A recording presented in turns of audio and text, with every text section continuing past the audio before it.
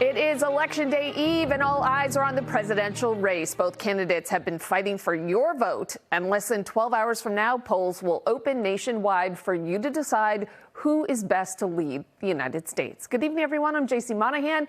In these final hours of their campaigns, former President Donald Trump and Vice President Kamala Harris made their last push to secure support in key battleground states. Now, regardless of who wins, history will be made, and of course, your vote matters.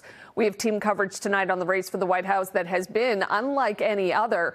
We want to begin with NBC 10's Jericho Tran joining us live from Washington, D.C. tonight, where final security measures are being put in place. Jericho?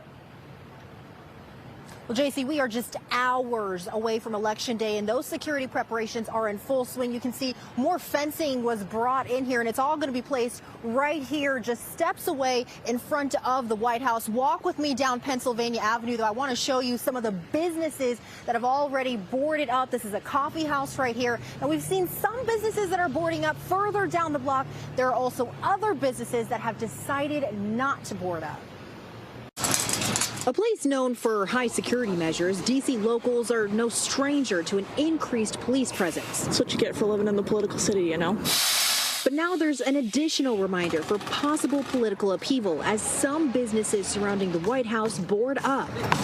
It's tough, but I know that businesses, they have to protect, their interests and what's important to them. Safety concerns revolve more around the aftermath of the election than Election Day itself. When states ratify their electors or nominate their electors and ratify the results of the election, that's where I am especially concerned, especially if this election comes down to a few hundred votes. Today, D.C. does not look like what it did on January 6th, 2021. It's not like it was after January 6th, where we've militarized the city or shut down everything. For many locals, the insurrection is still in the rearview mirror. We even heard the gunshots. When the woman was killed, we heard that because I have a home very close to that. And apprehension grows as social media heavily influences the tense political climate. I have not quite seen the online vitriol that we have. I think it's both reached a peak in these last 8 years, but really has culminated in this election going forward.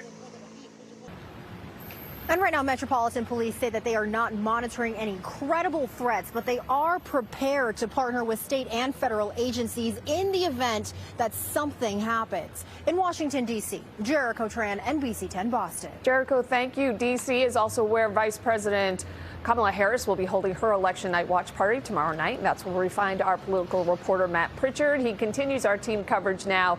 So, Matt, what is the last message you think Harris has to push tonight?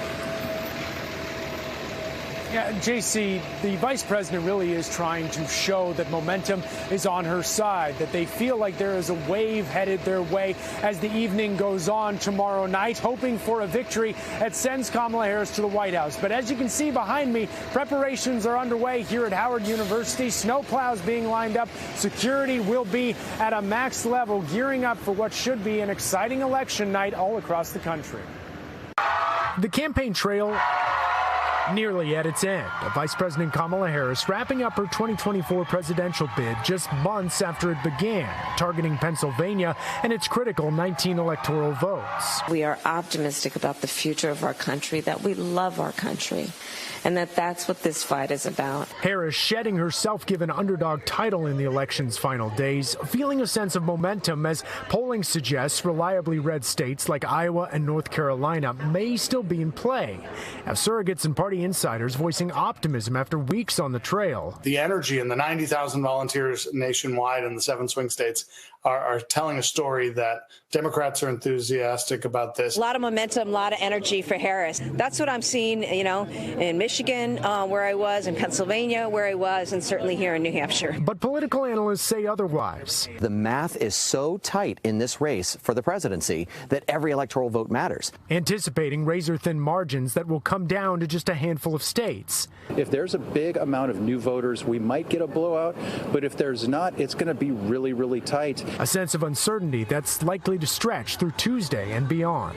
For the country, if the polls are right, Matt, and we're looking at multiple states that are within 1 point or the other in this race for presidency, then this could be multiple days and maybe even a couple of weeks before we have a really clear sense. And the vice president really has made Pennsylvania the focal point of this last day of campaigning for her, making stops in Scranton as well as Allentown, Reading, along with Philadelphia and Pittsburgh as well. So you can see really honing in on Pennsylvania. We'll see what happens as the election campaign trail comes to a close. In Washington, D.C., Matt Pritchard, NBC 10 Boston. All right, Matt, thank you. Let's go to Florida, where the former president will be having his own watch party in West Palm Beach tomorrow. NBC 10's Eli Rosenberg is there tonight with more on the Trump campaign's final push for the presidency. Eli? Well, JC, yes, clearly we are in Florida. Former President Donald Trump, though, is not. Right now he is in Pittsburgh addressing thousands there. It is second to last rally of the night. When he's done there, he is going to head to Michigan for his final rally. It is clear the final push is in the final hours. Make America great again. That's what we're going to do. Tonight, former President Donald Trump in Pennsylvania. I've been waiting 4 years for this. Delivering his closing argument with just hours until America heads to the polls. We're just 1 day away from what will be the most important political event in the history of our country. But you have to get out. We have to vote. The final day on the campaign trail spent in battleground states, starting for the former president in North Carolina. It's Pennsylvania now, with stops in Reading and Pittsburgh, before the final rally in Michigan later tonight, the same state where he held final rallies in 2016 and 2020. The energy is extremely important. There are still a lot of people who haven't voted. New Hampshire hasn't voted at all, right? We've really got to get those bodies out there. He owns the original. And watching it all with a painter's eye, Connecticut native Joseph Barucki. He spent 6 months painting this portrait of the former president. He's a leader. He's a real man. He's, he's Superman. He can do anything. Barucki lives down here now and says as much as he supports the former president, he has no idea what to expect on Election Day. Naturally, like everybody else, I'm nervous about this because you don't know what's going to happen, really. I know who I want to win, but you don't know. You see what the people think. So here's the plan going forward. The former president is going to finish up in Pittsburgh. Then it's off to Michigan. Once he's done there, he is set to fly back here.